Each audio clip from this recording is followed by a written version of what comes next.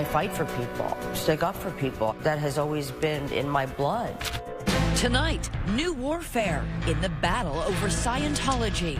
Actress turned activist Leah Remini, the most famous ex-Scientologist in the world, now helping others who've left the wildly controversial church. Went through such mental brutality. Let's just stop. My God. Let's stop for a minute. But for the first time on camera, the church hitting back at her new show. She espouses that she's doing this for the victims, which of course is just nonsense. And now startling new claims from a younger generation. You were an adult. What did you do to me? A former child in the church saying he felt pressured to answer sexually explicit questions. Did you ever raise your hand and say, this is making me really uncomfortable, I'm too young for this? Broken families and the latest developments. The church on one side. Are you saying all these people are making this up? The stories that you're being told are either false, completely exaggerated, or made up. And those who've left it facing off. What is your fondest hope, that you bring down the church? So I'm hoping there'll be somebody with some balls who will do something about it. Scientology, a war without guns. Good evening, I'm David Muir. And I'm Elizabeth Vargas. She might be called Scientology's public enemy #1, Leah Remini. And now she's taking her crusade against her former church to a new front with a series on A&E. But for the first time on camera, the church is now taking on that new show, and in a rare interview in just the last 24 hours, counterattacking Remini and others who have now left the church. ABC's Dan Harris has led the reporting on this, and he's back tonight.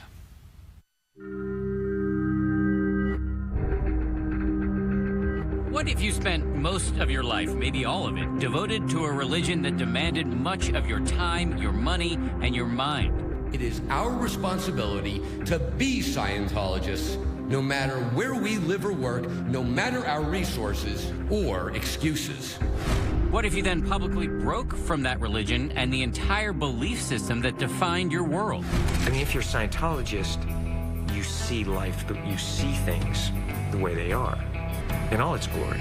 And what if that religion then publicly denounced you, your character, and your motives? Well, then perhaps you'd find yourself talking like actress Leah Remini. No one ever wants to turn around and go, okay, this thing I've been defending and promoting and helping was a lie. Remini's own story arc rivals that of any character she's ever played. Born in Brooklyn, raised in the church, she would rise to stardom on the hit sitcom The King of Queens. Hey, how about this? How about this?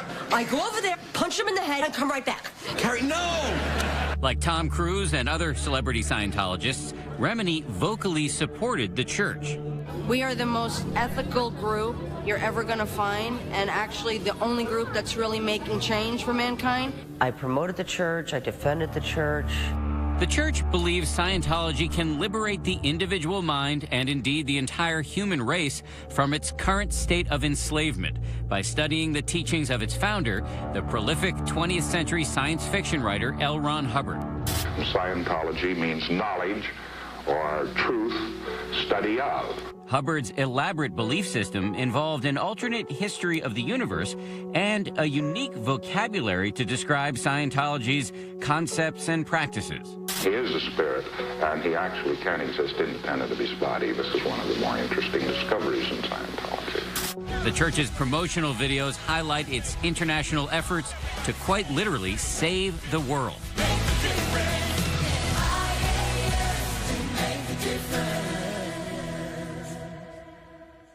What does it do for you, the individual? Why would I join? Well, what you would be told is that you're working to be your better self in all areas of your life. The way Leah tells it, her disillusionment with the church traces back to this man.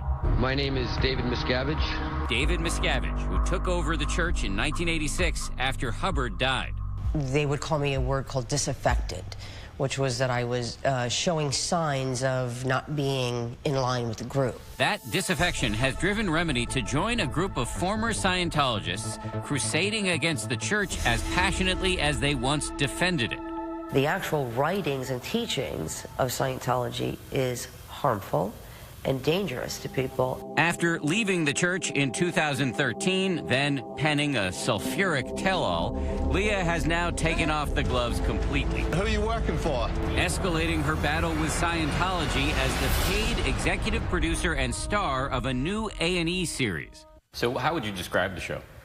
I would describe the show as a documentary on the abuses of the Church of Scientology.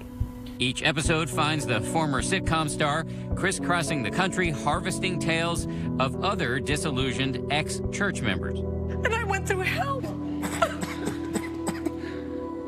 Unconditional love does not exist in Scientology. I thought he was going to kill somebody. Nobody deserves to have their family torn apart because of a belief system. The church describes the show as anti-religious hate speech and has plenty more to say about Remini and her Confederates. They sent us this box.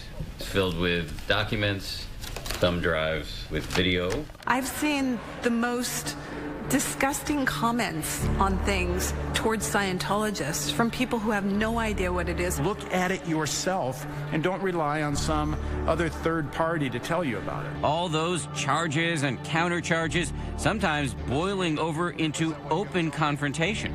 You're going to tell me that you're not a private investigator? Dispatches from the front lines of a war without guns. You said on the show that you actually feel responsible personally, given how much you did to promote the church. I do have a responsibility. What I'm saying is, hey, you're abusing people, and then on top of that, you're victimizing your victims. The people Remini calls victims are former church members who now say the church is essentially a totalitarian organization, pressuring members to spend lots of money for courses and books, to submit without question to the church's ethics and disciplinary codes, and indoctrinating them to believe that Hubbard's writings are infallible gospel. The church characterizes everything you see on that broadcast and on this one as a shameless attempt to profit off the defamation of Scientology. Disgruntled people make better stories than happy people, so unfortunately that's the way our news seems to be these days. The church points out, correctly, that ABC holds a 50% ownership stake in A&E, the network which airs Remini's show. Further, the church says, aside from this project, Remini hasn't done anything remotely successful in years. Would you say that this, for lack of a better word, fight against the church has taken over your career? Many people wish they had a hit show in their lifetime. I don't have to work. I still love what I do. But a big part of Leah, which the world doesn't know, is that I fight for people. Leah Remini seems to be making a career out of attacking Scientology. Just yesterday, 2020 sat down with Monique Yingling, an attorney for the Church of Scientology, for this rare on-camera interview. Let's just stop. Let's stop. Everything she's been doing on her show has been scripted, rehearsed, acted, and then dramatized. So you think her motives here are to make money and keep herself in the public eye? I've heard it before. I'm going to hear it again. But just to run this down, you do get paid and you do get attention for doing this stuff. I don't work for free. This is a very demanding job. I'm not going to justify. They get paid. They got $3 billion in assets. I'm not saying, hey, I'm the savior of your world. I have all the solutions to your life. My life is pretty freaking awesome, and I'm functioning at a very high level. My life in the last 12 years is completely turned around. Come and pay me, give me your life, give me your money, give me your children. Do you think David Miscavige is watching the show? Yes. What would you say to him? Nothing. I think it's always like cheesy when you guys ask these kinds of questions. Like anybody would sit and go, yes, I want to talk directly to the camera. Like, do people actually bite on this one? All the time. Really? Yes. Interesting. The only thing I hope that he hears is I'm going to continue to tell these stories. Leah Remini may now be the world's most famous anti-Scientologist, but she's certainly not the first. Kick, choke, threw to the ground. The church has become a vulture culture. Coming up, two princes of the church who became its arch enemy. What price did they pay? Why were you taking video of us? That's next. 2020 continues with Scientology, a war without guns.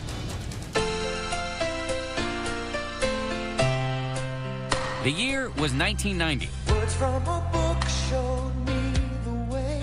The Church of Scientology produced this publicity music video. Take us from clear to eternity. During the song's stirring chorus, the camera pans across a group of Scientologists singing along.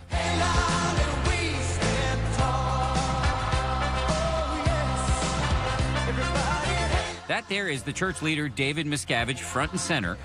Also in the frame, two high-ranking officials, Marty Rathbun and Mike Rinder, who would later become twin firebrands of the anti-Scientology movement. Fine that you leave. Don't complain about it. Mike Rinder was head of the Office of Special Affairs, dealing with public relations and legal affairs.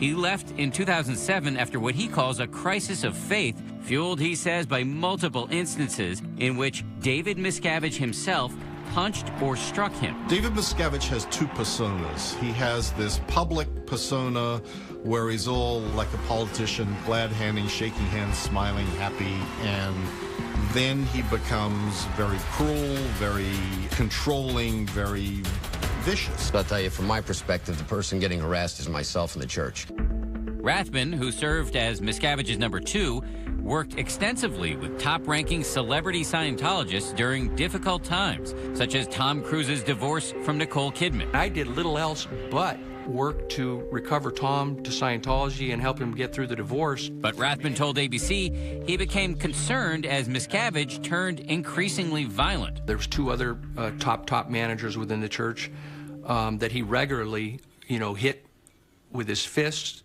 kicked, choked, threw to the ground. The church has consistently denied that Miscavige was ever physically abusive. He's very demanding of his subordinates, but I have never seen, and nor do I believe, that he would ever resort to physical violence. In videos like this, it denounces Rathbun as an apostate and insists that he was the problem. You have admitted, though, haven't you, that you were physically aggressive when you were at the upper echelons of the church? Oh, yes, absolutely. I mean, we all were. We had to be. It was part of the culture. Miscavige pontificating on the other side with his arms up, lean back, arms up, big bicep muscle routine. The two left, but they did not go quietly. Rathbun launched a website attacking Miscavige and the church. Much more on him later. Earlier, I spoke with Mike Rinder. It's explosive stuff. David Miscavige is strangling you. Absolutely. I'm rolling the other cameras. Meanwhile, Rinder became a familiar face on television, denouncing the church at every opportunity. This is an astonishingly wealthy organization that has managed to soak a hell of a lot of money out of a lot of people for a long time and accumulated it. Have you made peace with all of it? Like, all the stuff that you did? In general terms, yes. Rinder is now a paid consultant on Leah Remini's show, providing a running commentary on the church's alleged depredations. Anybody who is an enemy or a critic of Scientology may have anything done to them with the idea that the ends justifies the means. Okay. Those two are PIs. In a recent episode, Rinder confronted some men he suspected were private investigators hired by the church to tail him. Who are you? Who are you? He's also spent ample airtime decrying a controversial church practice known as disconnection, in which members break all contact with people, including family members, who the church deems suppressive. Church attorney Monique Yingling told us that when members disconnect, it's for good reason. When someone in the church decides they no longer want to communicate with someone who's left the church, it only happens if that person starts to attack the church and attack their beliefs. Is that voluntary, though? Of course, it's always voluntary. It's patently absurd. It's just ridiculous. You have the choice of whether you want to disconnect or not. The rest of that sentence is, and if you don't disconnect, then we will then deem you what is called a suppressive person, and everybody that you know that is a Scientologist will disconnect from you. If you don't disconnect from a suppressive person, will you be kicked out of the church? No, you won't be kicked out of the church. There may be specific services that you would not be able to participate in so long as you're connected to a suppressive person. Right, so it's voluntary, but there are consequences if you don't disconnect. Well, there are consequences in every choice we make in life.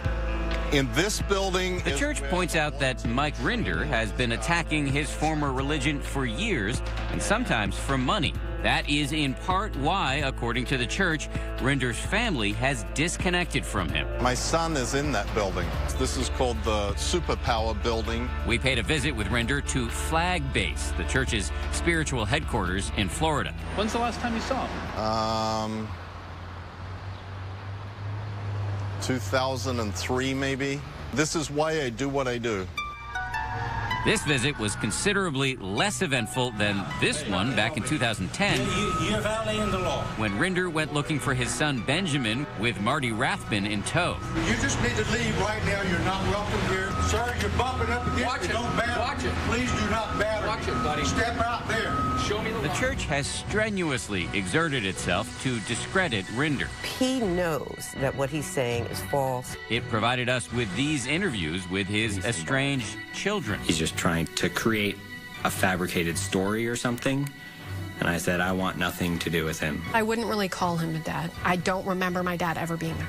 Ever, ever, ever. Not once. I thought he hated me. There's something almost Shakespearean about the fact that here's this guy who was one of the fiercest advocates for the church. Please welcome Mr. Mike Rinder.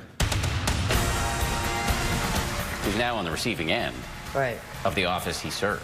Sure. He was believing that what he was doing was right. It's because of what the church tells you that they're doing for the world that you dedicate your life to something. We mark a new era. Remember that. To LRH. Coming up, Come on, Marty. Got anything to say? members of the church take on another arch apostate. I told you, put you on notice. Cranium cameras, a car door scuffle, and then a turn nobody expected. About as much of a 180 as you're going to see. Stay with us. On the Gulf Coast of Texas, far from Scientology's centers of power in Florida and in California, Marty Rathbun thought he'd left it all behind. What was it like for you to separate from this church that you were in for 27 years? It was very difficult. I was seeing a good thing being turned into a bad thing. When I left, I didn't want to do any harm. He laid low here for years. But in 2009, Rathbun started that scathing anti-Scientology blog attacking his former boss, David Miscavige. And perhaps most provocatively, he also started offering Scientology services independent of the church. Come on, Marty. Got anything to say? That's when the so-called Squirrel Busters showed up, armed with cameras. Their odd hats and T-shirts heralding the start of what Rathbun says was a long campaign of harassment, much of which he documented and posted on YouTube. Marty, I'm with Squirrel Busters Productions, doing an investigation on you and your squirrel technology that you're promoting. You guys going to stick around here? Yeah, Marty, we're here for weeks and weeks. As long as it takes. The term squirrel is a derogatory term for heretic, coined by L. Ron Hubbard himself. A squirrel group is considered a group that is aberrating the technology, delivering it in a messed up way. Outside the normal channels. Correct. Rathbun chronicled the Squirrel Busters' ongoing video surveillance, driving by his home in golf carts. Watch my dog! Slow down! Coming up from behind in a paddle boat. This is my home, my backyard. Big brother in Bermuda shorts. They rented a house 200 yards from my home. That's the kitchen to the surveillance house, and that is 3 slots in the blinds pointing at my house. They sent down a group of from 4 to 8 people at any given time and stayed there for 199 days. Why the fuss? Because the church says squirrels, like this woman, are stealing and perverting Scientology techniques, like this work with clay, which was a practice established in L. Ron Hubbard's early teachings. If you want to study a subject and you want to understand it better, then you should, be able to touch it and move it and change it, look at pictures of it. They are violating probably the copyrights and the trademarks of the church, and whatever it is that they are practicing is not Scientology. I think the cynic would say that Hubbard's biggest problem with squirrels is just lost income. Reporter Tony Ortega, who's been covering Scientology for more than 20 years, is considered by the church to be, quote, a bigot and a paid anti-Scientologist. He says Scientology feels threatened by both critics and former members who still use the church's so-called tech. If people are doing Scientology outside of the church itself, he's not getting their money. But also, I think it's just a way of controlling the people you have. I told you, I put you on notice, and you heard me. Do not point your cameras at my house or my neighbor's house. Their goal was to get me to say life's too short, it's not worth this, and fold up my tent and go away. Didn't happen? No, it didn't happen. If the Squirrel Busters were trying to provoke Marty Rathbun, they sometimes succeeded. You can't do that. Marty, that's my personal property, Marty. They put together this video of some of their best of moments. Sit down and do an interview with me, Marty. Jesus. Rathbun's wife, Monique, finally had enough, and she sued the church. He's pretty upset. Is he? Yeah, because he feels like you're harassing his wife and his family. Okay. In a legal filing, she alleged that the couple had been subjected to 4 years of constant surveillance and harassment. What's going on? Oh, we're just doing a documentary. Documentary on? Former Scientology deal. After a while, when they keep up with it, you got to go, what kind of mindset is behind people doing this kind of thing? What else are they capable of? Scientology called the lawsuit nothing more than a pathetic get-rich scheme and an attempt to extort money from the church. Like right here. But then, a surprise. What is that thing? Marty began to isolate himself. You know, something happened. He says Rathbun's blog suddenly changed direction. At one point, Marty Rathbun's blog was the single biggest challenge to David McGavin and the existence of the Church of Scientology. A year later, there's not a word criticizing David Miscavige. Rathbun was now attacking the anti-Scientology movement, calling it a cult of its own, more zealous and coercive than anything it accuses Scientology of. Telling ABC News that his former compadres were cultivating a vicious victim complex and operating a lucrative cottage industry that he wants to avoid. And then, last January, the Rathbun lawsuit was dropped. It was stunning. I mean, you know, it's bizarre. The church was as surprised as anybody else when the lawsuit was dismissed. In court filings, Rathbun's wife said the suit was dropped only because she lacked the resources, the time, and the motivation to litigate against Scientology's army of lawyers. This week, Marty Rathbun declined our request for an interview. It's about as much of a 180 as you're going to see. But if one older anti-Scientology crusader has now declared a truce, a new generation is declaring war. One man tells us what he says he went through in the church as a child. You were an adult. What did you do to me? That's next. 2020 continues with Scientology, a war without guns. I want them to know that I'm here. I want them to know that I know. Serge Gill is not a celebrity, not a battle-hardened, book-publishing, semi-professional Scientology critic. He is someone who spent his entire childhood in the church, and tonight he's talking about it for the first time. This is why it's so important that I come forward, because I feel like, you know, we lived it. We lived the hell. Serge was born into a large Scientology family. His parents were devout parishioners who Serge says he didn't really see so much because they were so busy doing the work of the church. My first memories of my childhood were already inside this organization. At age 10, Serge says his parents enrolled him in a course which involved an introduction to auditing techniques. Auditing is one of the central practices of the church.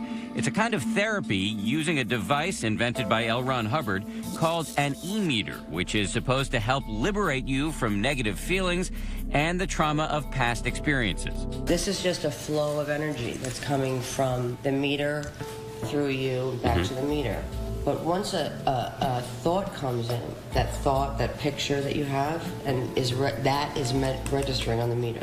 Leah Remini gave me a small taste of what she says an auditing session is like. You'd be asking me questions. I would ask you questions, and based on what's happening here, would I let you get away with it or not? You see what I'm saying? Serge says as part of his auditing training, he had to talk adults through traumatic experiences in their lives, including a fatal car crash and a sexual assault. Why would they want children doing this? Because L. Ron Hubbard doesn't consider that children are children. You are an ageless spirit. So your body is catching up to your spiritual age. Do you think that kind of material is age appropriate? Well, I don't think that that kind of material is necessarily age appropriate, but I also don't think that that necessarily happened. I can't say that it's never the case, but the church has very, very strict protocols in place as to how children are raised in Scientology. So it would not fit within those standards for that kind of a thing to happen. Serge says that was not his experience. He says by age 12, as he continued his Scientology indoctrination, he was put through a training routine known as bull baiting. Where I'm sitting in front of someone in the same setting we are right now, but I'm 12 years old, and your job is to find what kind of thing could make me react. Leah says she also remembers bull baiting vividly from her childhood. You have to sit here like this, and you cannot move. So I say, okay, tier 0 bull bait, start. So, Dan, you think you're smart and bright.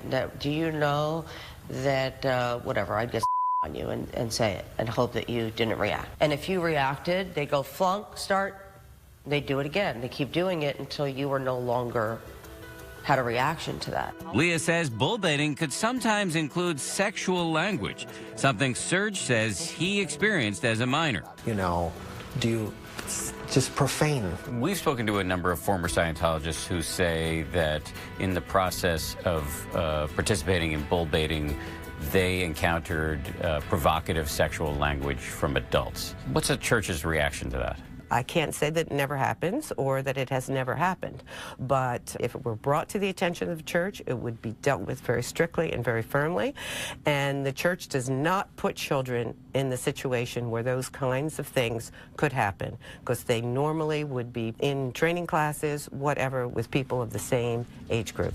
Monique Yingling says that bull baiting has an important purpose, to prepare a Scientologist for the intensity of auditing. And in fact, Serge says that when he began auditing, it did indeed get intense. They ask you questions, Dan, where if you don't have a sexual past, have you ever raped someone? If it read on the machine, I would be told to look into a past life. So I had to fantasize about raping somebody in order to answer the therapy question. Did you ever raise your hand and say, this is making me really uncomfortable, I'm too young for this? The problem with this, Dan, is that the adults are praising every single one of your moves. They considered me a superstar. Serge claims he was asked that question about rape when he was 14 and being administered something called the Johannesburg Confessional. Some of the questions on there include, have you ever raped anyone? Have you ever had intercourse with a member of your family? And have you ever practiced sodomy? And there are many more. Do you think this is age appropriate? So those questions might be appropriate to a 14-year-old like Sergio Gil. I don't know. I do happen to know, because I've been told, that he was not asked those questions. And that was because whoever was ministering the confessional had decided those questions should not be asked. But you conceive of occasions where it would be appropriate to ask a 14-year-old questions like that? It depends on the 14-year-old. What I can tell you is that it would never be used in an inappropriate manner by the church. That normally it would not be asked of a 14-year-old, and if it were, it was because under the church's very strict protocols, it was decided that it was an appropriate question. While the church insists the Johannesburg Confessional is rarely used on any parishioner, including adults, they did provide us with this confessional written by L. Ron Hubbard specifically for children as young as 6. The first question is, what has somebody told you not to tell? Another question is, have you ever done something to your body you shouldn't have? And another question after that is, have you ever done something to somebody else's body that you shouldn't have? You can do lots of things to your body. You know, you can cut your body, you can hit your body, you can, you know, cut your hair, you can do whatever. Yeah, but can't you, I mean, this is a question for somebody as young as 6 years old. Don't you see how that could pretty easily lead to something sexual? It possibly could, but that doesn't mean that the whoever is ministering the confessional would take it down to a sexual route. But you're a parent and a grandparent. Do you think there are any circumstances under which it would be appropriate for somebody who's 6, 7 years old to be alone with a grown-up asking a question where there are some odds that it could turn into a discussion of sexual content? I happened to raise my children Catholic, and they went to Sunday school, and they were alone with priests, and certainly something sexual could have come up. There's no forum like this where there are questions that I think we can all agree might lead to sexual content in the Catholic Church that I'm aware of. If I put my child in the care of my church or a minister, I have faith that that's going to be handled properly, and I think that's the same thing that Scientology parents do with their children. The church says that, as with other religions, its indoctrination of children is constitutionally protected when done with parental consent. And they sent us these video testimonies of parishioners who were raised in the church. I'm very grateful to have been raised a Scientologist. I took my own first steps in Scientology when I was about 9. I realized that when I was doing Scientology, I was doing better in life. However, 2020 spoke to a number of former Scientologists who, like Serge Gill, say that sexually explicit subjects were a part of their Scientology indoctrination as children. I really question the credibility of those individuals, and I think you should too. Are you saying all these people are making this up? That's not to say that one person might not have had one incident, but the stories that you're being told are either false, completely exaggerated, or made up, yes. But Serge says his story and his trauma are real. In Clearwater, Florida in 1993, Serge Gill committed his life to the Sea Org, the Church of Scientology's nautical-themed priestly order. He was 15 years old and he was moving up the ranks. I was made in charge of a course room that had to do with learning how to use the e-meter machine. But then, at age 17, Serge's Scientology career hit the rocks. He was sent to a remedial work program called the Rehabilitation Project Force, or RPF, for Sea Org members who run afoul of authorities. His offense, according to the church, misapplication of technical procedures. They come down very hard on things, like they run their own internal justice ethics department. You have to wear black. You have to run everywhere you go. You have to call everyone sir. You're considered the lowest form of Sea Org member. After what he says were 2 years of physical labor and intensive confessionals in the RPF, and another 6 in the Sea Org, Serge moved to Los Angeles. Eventually, he began associating with the church's critics, which is why the church says he was expelled from the religious community of Scientologists.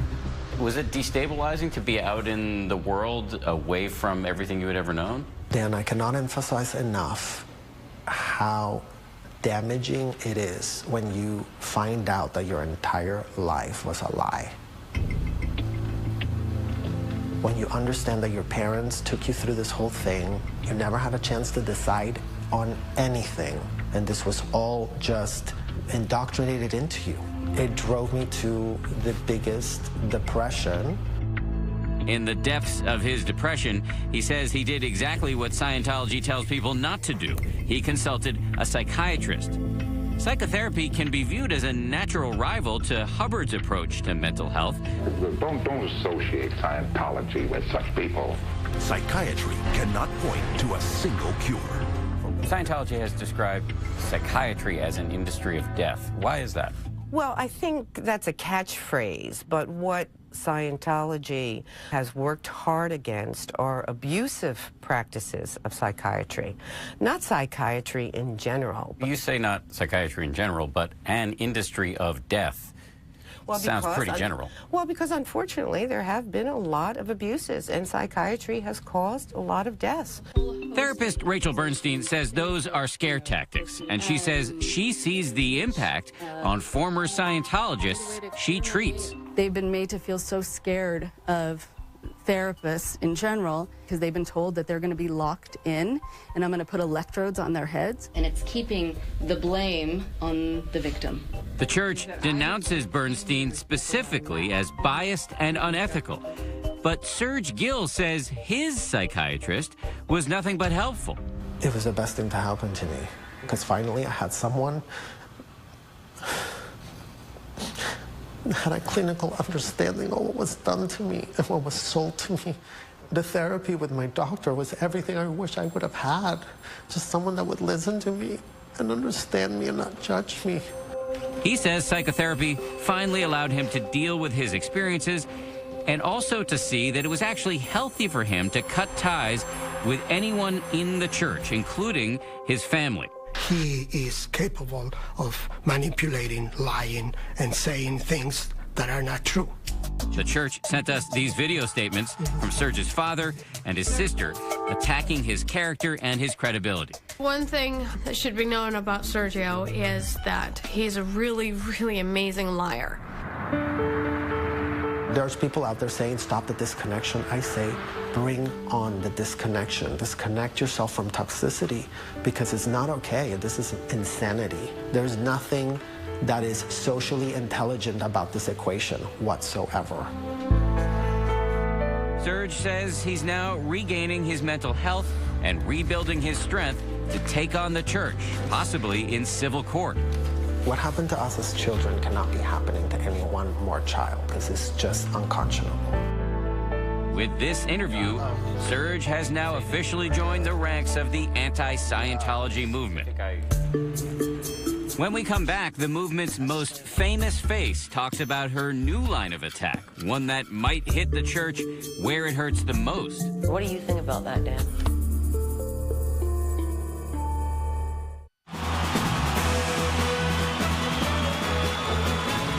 In the history of Scientology, there may be no more triumphant moment than this. Welcome! The day in 1993 when, after years of nasty battles, David Miscavige declared victory over the IRS. It was a war out of control. With the help of attorney Monique Yingling, the church was granted tax-exempt status as a religious organization. There will be no more discrimination. The IRS issued letters recognizing Scientology, and every one of its organizations has fully tax-exempt. The war is over! It is precisely that status and its attendant financial and legal privileges that the church's most committed enemies now want to strip away. Why is that so important? Because by the IRS saying this is a religious organization, they're hiding behind now freedom of religion. And they should take a look. So I'm hoping there'll be somebody with some balls who will do something about it. I mean, I'm just a crappy has-been actress who's trying to make $1 off my church. How much can I do? No, the church is not concerned at all that that's a real possibility. That's certainly not something that Leah Remini could ever pull off. So there's no basis at all under which the IRS would attempt to revoke the exempt status. Scientology claims people like Leah are coordinating the fabrication of false allegations, and that all of these lies have incited threats and violence. The church sent us this video of a man who threw a hammer and broke a window at a Scientology building in Los Angeles. And they also say there have been death threats against church leader David Miscavige. But Leah Remini has no plans to slow down. She says she's hoping more ex-Scientologists come forward to her and ultimately to law enforcement. What is your fondest hope, that you bring down the church? That somebody's willing to be honest enough to say what these people are saying is true, and I'm ready to prosecute. We need that person. Prosecution. Damn right. What do you think about that, Dan? That's not my job to... You're an ass.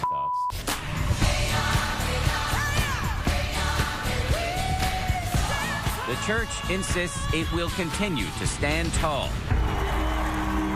At a New Year's event, David Miscavige said Scientology would keep on opening new facilities around the world.